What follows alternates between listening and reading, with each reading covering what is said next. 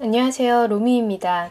이번 시간에는 학습 효과를 높이는 방법에 대해서 말씀드리려고 합니다. 저는 이게 되게 중요한 부분인데 좀 간과되고 있는 부분인 것 같아요. 동일한 거를 학습을 하는 데 있어서도 사람들이 더 발달한 부분이 다르거든요.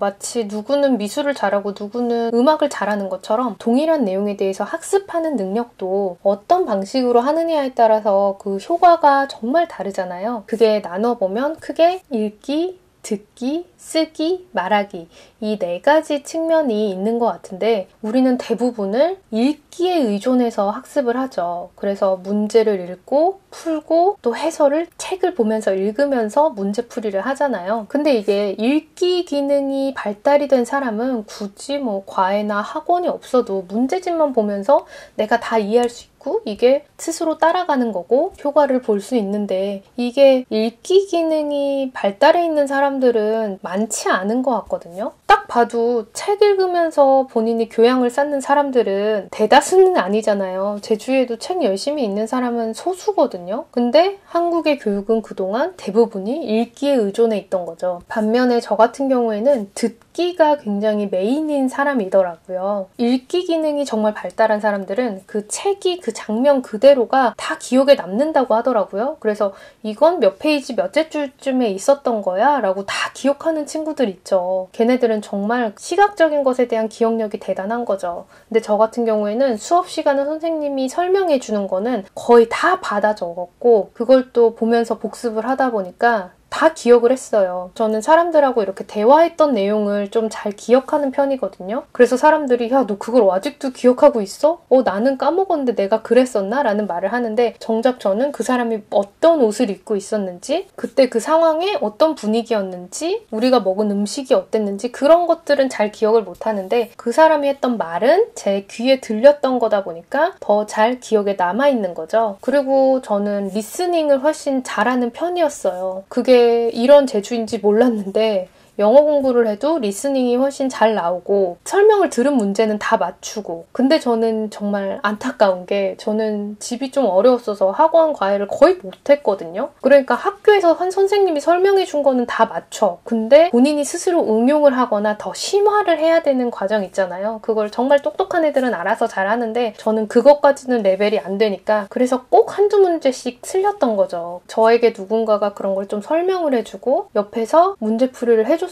정말 나는 많이 맞췄을 텐데 라는 아쉬움이 남더라고요. 반면에 말하기를 통해서 본인이 학습 효과를 높이는 사람들도 있잖아요. 그들은 내가 직접 설명을 해주고 가르치면서 내가 스스로 정리가 되고 기억에 남는 사람들이 있죠.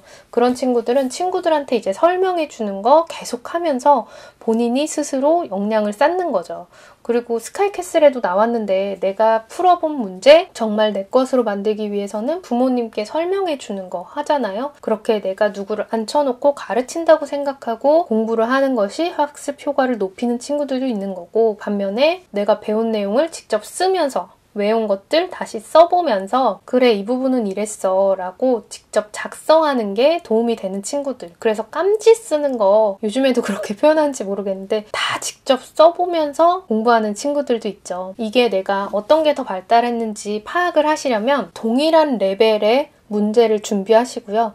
예를 들면 토익에 중급 난이도의 문제들 모여있는 특정 영역의 문제들 모여있는 그런 문제집 있잖아요. 그거를 가지고 내가 문제풀이 읽기로 했을 때와 듣기로 했을 때야 직접 쓰면서 학습을 했을 때 그리고 누구에게 가르쳐줘 봤을 때 이걸 한번 요리조리 테스트를 해보시고 아 내가 이랬을 때 학습 효과가 제일 좋네 라는 걸 직접 체험을 해보시는 게 가장 좋은 것 같아요. 이런 거 진짜 발전시켜보면 무궁무진할 것 같은데 저희 아이한테는 제가 이거를 한번 나중에 아이가 제일 좋아하는 방식으로 최대한 지원해줘야겠다라는 생각이 들더라고요. 여러분들도 뭔가 시험을 앞두고 있다면 그 시험 자체에 대해서 그냥 정해져 있는 문제집 푸는 그걸로 만족하지 마시고 본인의 본인에게 효과적인 방법을 꼭 찾아보세요. 우리나라의 대부분의 뭐 공기업 준비라든지 뭐 공무원 시험이라든지 이런 게 다들 그냥 읽기 중심이잖아요. 그거 알아봤자 입사하면 쓰지도 않는 상식 문제들 이런 거 진짜 대체 왜 하는 건지 모르겠는데 정해져 있는 게 뭐 문제집 그거밖에 없으면 도리가 없지라고 생각하지 마시고 그 문제집이 자꾸 머릿속에 안 들어와 라고 하면 인터넷 강의 찾아보시고 내가 직접 강의하는 거 시연하고 녹화도 해보고 이렇게 본인만의 방법을 찾으셨으면 좋겠어요. 아니 약한 부분을 키워야지 본인이 그거 잘한다고 그걸로만 하면 돼? 라는 입장도 있을 수는 있는데 솔직히 우리나라에서 학습을 해서 높은 점수를 받으려고 한다면 최소한의 시간으로 최대한의 결과를 얻는 게 가장 중요하잖아요. 적어도 학습 효과를 올리는 데 있어서는 내가 뭐가 발달해 있는지 명확하게 진단을 한번 해보세요. 스스로 직접 반추를 해보면 실마리가 보이실 거예요. 내가 문제를 푸는 것에 집중을 할 수 있었나를 일단 떠올리시고요. 저는 워낙에 생각이 많은 사람이어서 문제를 풀 때 거의 동시에 다른 생각을 같이 했어요. 이걸 풀면서도 머릿속에 뭔가 다른 생각이 있던 거죠. 이게 정말 집중력이 정말 안 좋았던 건데 반면에 누구가 설명을 해주면 그거에는 집중을 할 수 있었거든요. 물론 딴 생각이 나기도 했지만 그리고 실제로 아이들이 엄마가 말하는 소리를 잘 못 듣는 이유가 밝혀졌다고 하는데요. 아이들을 MRI로 검사를 해보니 다른 거에 집중하고 있을 때엔 피가 귀 쪽에 안 모여 있는 것을 발견했다고 합니다.